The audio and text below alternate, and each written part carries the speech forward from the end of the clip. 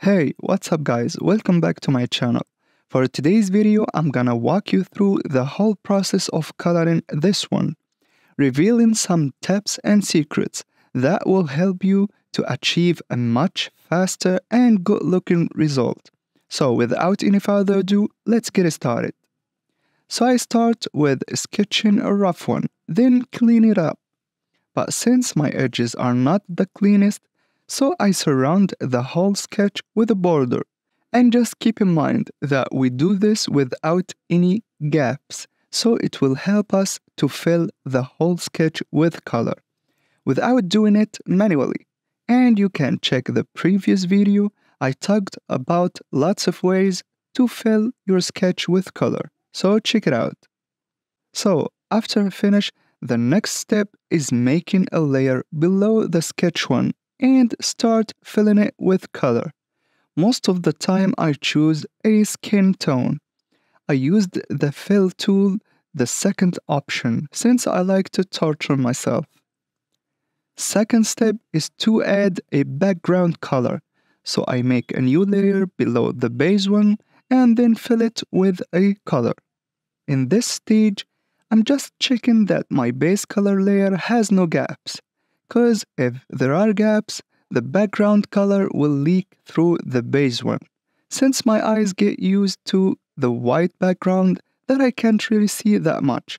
You can change the background color later. Also, as you see, I have clipped a new layer above the base one, so I can do my flat colors for the hair, shirt, ribbon, and so on, each on its own layer, so I can work constructively. If you are confident enough and knows your process well, you can do it all on one layer. Now, since I have finished all my flat color, I'll change my background color so it complements the reds on my character. So I chose blue. I'll select my base layer by hitting Ctrl plus clicking on it, so I can change my skin tones into a more lighter one, just for a personal preference. Next thing, I will clip a new layer above the skin one so I can work on it. I'll add a blush with a soft brush to cheeks, neck, and any bony parts that touch the skin, like elbows and shoulder blades. Add in some reddish color below and above eyes. It drives more focus on the eyes, and then some oranges to the ears, like if light is going through it, since I'm gonna choose a top right light direction. Now for the shadows, I pick the base color, shifting the slider a little bit down and diagonally towards saturation, then changed the hue a little bit towards the reds, and start blocking my shadow shapes. As you see, I'm doing it with hard edges, and then soften some of it later. Now I'm facing a problem. I made the blush lips and the eyes colors on a layer on top, so many shadows are below them, so it does not show on them. So I moved the shadow layer on top and change it into multiply, so it can darken whatever below it, and change the opacity to my liking. After I finished blocking the shadows, I start softening some of them using a blending brush, then using a little bit darker color than the shadows to add the ambient occlusion, so it gives more depth in the parts that light won't reach it, like in the ears, nostrils, and below some hair strands.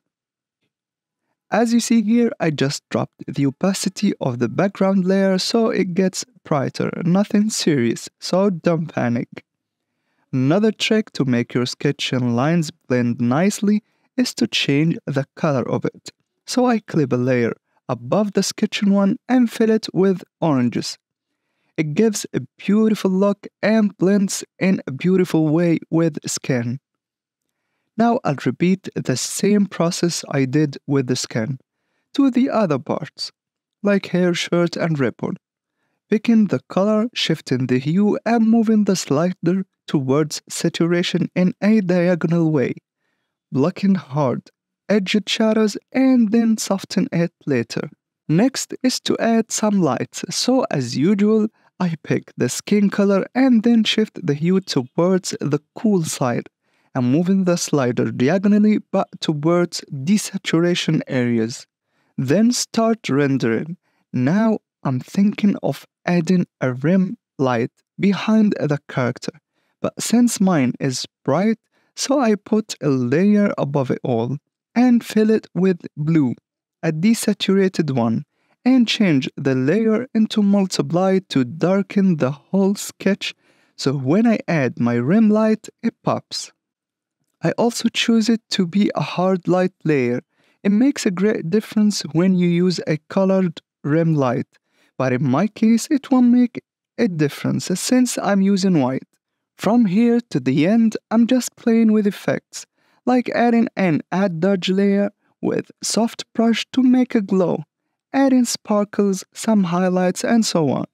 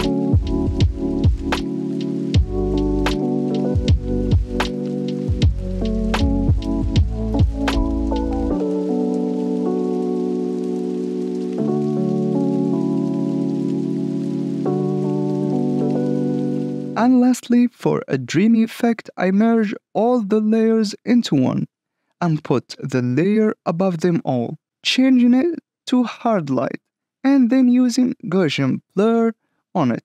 After that, you drop the opacity to your likeness. And here is the final result. I hope you enjoyed this one and see you on another video. Thanks for watching.